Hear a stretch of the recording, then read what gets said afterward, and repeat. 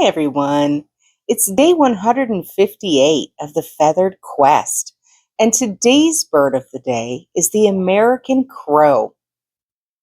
These sharp observers even hold funerals, gathering around their dead to learn about dangers and warn the rest of the flock.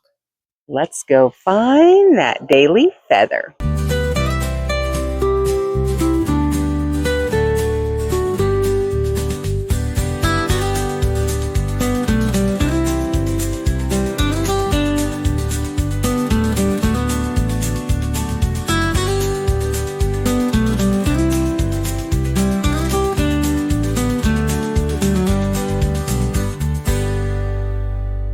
Well, guys, thanks for coming along with me today. Remember, you are loved and the world is full of wonder. So, do we find our bird of the day?